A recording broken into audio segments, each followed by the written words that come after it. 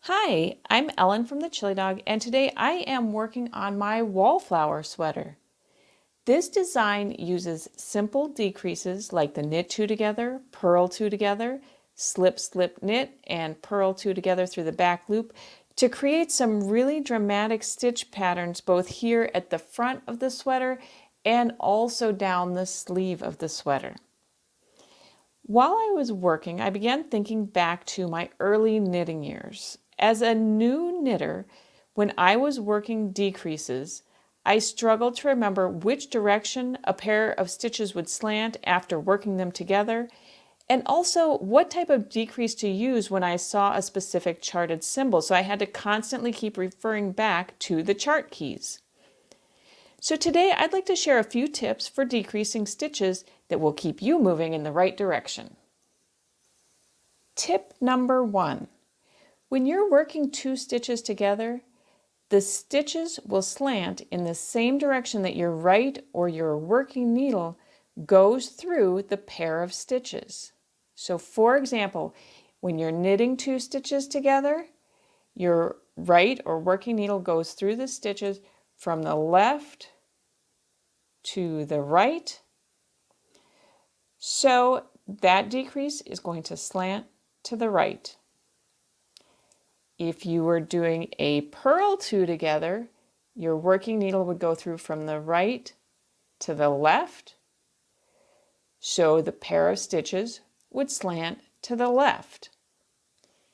If you're doing a purl two together through the back loop, you go through the stitches from the left to the right, so your decrease is going to slant to the right. And finally, if you're doing a slip slip knit, generally you reposition your stitches first by slipping them knitwise and then knitting them together.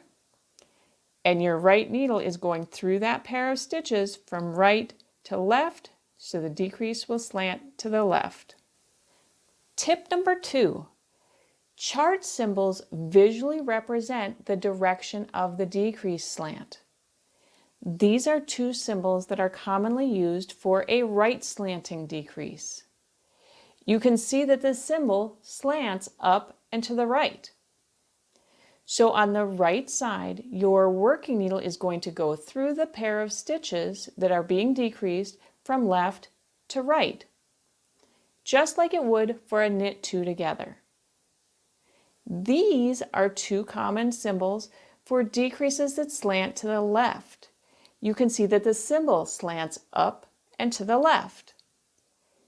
So on the right side of your working needle is going to go through that pair of stitches from the right to the left, just like it would for a slip slip knit. Tip number 3.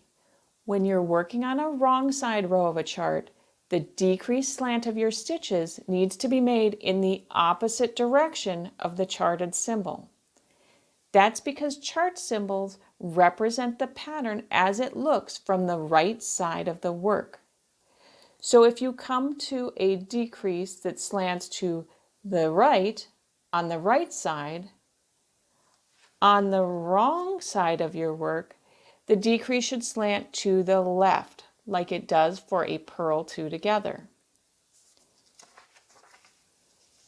If you come to a symbol where the decrease slants to the left on the right side, on the wrong side, you need to make a decrease that slants to the right, just like it would for a purl two together through the back loop. Now, let's practice what we've learned. I'm working on row 5 of my sweater. It's a right side row. When I reach the first decreased stitch, I can see that it slants to the right, so I need to make a decrease that's going to slant to the right. So to make a decrease that slants to the right, I want my working needle to point to the right as it goes through these two stitches. So it's going to go from the left to the right, like a knit two together. and my decrease slants to the right. I'm still on a right side row.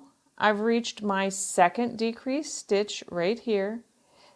The chart symbol slants to the left, so I need my decrease to slant to the left, which means my working needle needs to go through these stitches from right to left. And to do that, I'm going to make a slip, slip, and then knit. The working needle is pointing towards the left through the stitches, so the decrease will slant to the left.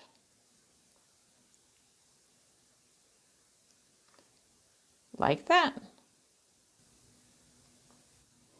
Now I'm on row 6, which is a wrong side row. As I get to this first decrease, I can see that the decrease slants to the left.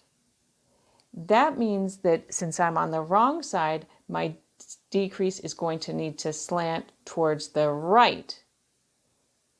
So my needle will need to go through my 2 stitches from the left to the right. So I'm going to go from the left to the right and purl those 2 stitches together through the back loop so that my decrease will slant to the right. For my next decrease, the symbol slants to the right, but since I'm on the wrong side, I have to flip it so that my decrease slants to the left, which means my working needle is going to go from right to left, and I will purl those 2 stitches together, and my decrease will slant to the left. I hope you enjoyed learning a few tricks to remember how your decrease stitches will slant in your knitting. If you did, make sure to give this video a thumbs up and share it with your friends. Until we stitch again, happy knitting!